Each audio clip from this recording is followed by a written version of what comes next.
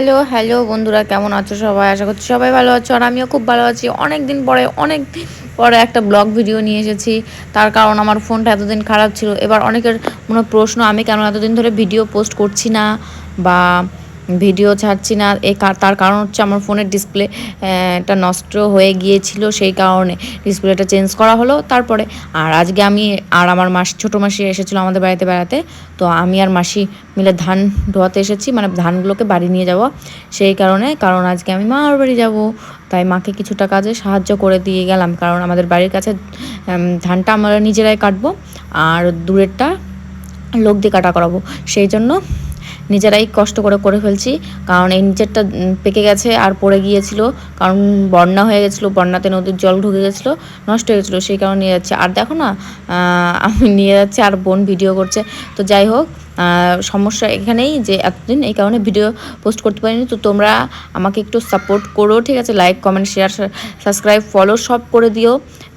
তারপরে আমাদের বাড়িতে নিয়ে যাওয়া হয়ে গেল। অলরেডি মিনিমাম 40-42 মতো ধান ছিল, আর আমি মাসি নিয়ে চলে গেলাম। তারপরে মা বাড়ির জন্য রওনা হলাম। আর এদিকে দেখো আমি মাসি ভাই বোন দুজনে মিলে যাচ্ছি। আর বাইরের রাস্তাটা দেখো কতটা সুন্দর। বাইরের রাস্তা বলতে মাসির মামার বাড়ি যাওয়ার যে রাস্তাটা, সেই রাস্তাটা কতটা সুন্দর। আর এই দিকে দেখো এই ব্রিজ, যখন ছোট ছিলাম তখন এই ব্রিজ পার হতে আমার এত ভয় লাগতো, মনে হচ্ছিল ব্রিজটা আমার সাথে সাথে হাঁটছে আর ব্রিজের নিচে হয়তো পা ঢুকে যাচ্ছে। তো তোমাদের এরকমটা কার কার মনে হতো সেটা অবশ্যই জানাবে। আর এইদিকে দেখো আমি চপ, পেঁয়াজি আর নিমকি নিয়ে গেছি। আর জানি না মামাবাড়ির এক ধরনের নিমকি পাওয়া যায়, দারুণ টেস্ট আর দারুণ লাগে খেতে। আমি সেটা না নিলে একদম পাগল হয়ে যাই, তো আমি নিয়ে লুকিয়ে রেখেছি ব্যাগে। আর এদিকে দেখো আমার ঠান্ডার দিন আসলেই মুখের অবস্থা পুরো খারাপ হয়ে যায়, তার উপরে তো চপ টপ দেখলে মনটা পাগল পাগল লাগে, তাই আমি তখনই খাওয়া শুরু করে দিয়েছি টোটো সাহেব বসে থাকতে থাকতে। আর এই দিকে দেখো এই বট গাছটা হচ্ছে আমার মামাবাড়ির মানে একটা চিহ্ন, যেটা আমার ভীষণ ভীষণ ভালো লাগে। আর ফাইনালি বলতে বলতে দেখো আমি মা বাড়ি চলে এসেছি। আর ওই যে দেখতে পাচ্ছ লাউ গাছের নিচে আমার দাদু বসে আছে।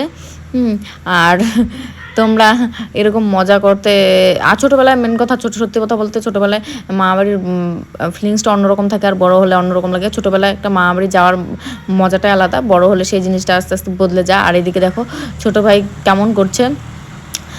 আর তারপরে আমরা ঢুকে গেলাম আমি মাসি। আর এদিকে দেখাচ্ছি আমার দাদু কী করছে। আমার দাদু বসে আছে। আর এদিকে দেখো আমার টুকটুকে দিদা মুখটা লাল করে বসে আছে। আর এদিকে কুচে মাছের তরকারি রান্না করছে। তো তোমরা কে কে কুচের মাছের তরকারি খেতে ভালোবাসো অবশ্যই জানাবে। আর এইদিকে দেখো আমি পিঠে খেতেও বসে পড়েছি। সেই দেখলে তো তোমরা পিঠে বানাচ্ছি, দিদা বানিয়ে রেখেছিলো, সেটাই খাচ্ছি। আর আমার খুব প্রিয় খাবার পিঠেটা। তো তোমাদের কার কার ভালো লাগে অবশ্যই জানাবে, হ্যাঁ। আর কি বলবো বুঝতে পারছি না। তো যাই হোক, ভিডিওটা আমি এখানেই শেষ করছি। তোমাদের ভিডিওটা কেমন লাগলো অবশ্যই জানিও। জানি ভালো লাগেনি, তবুও জিজ্ঞাসা করছি কেমন লাগলো অবশ্যই জানিও। Tata, bye bye.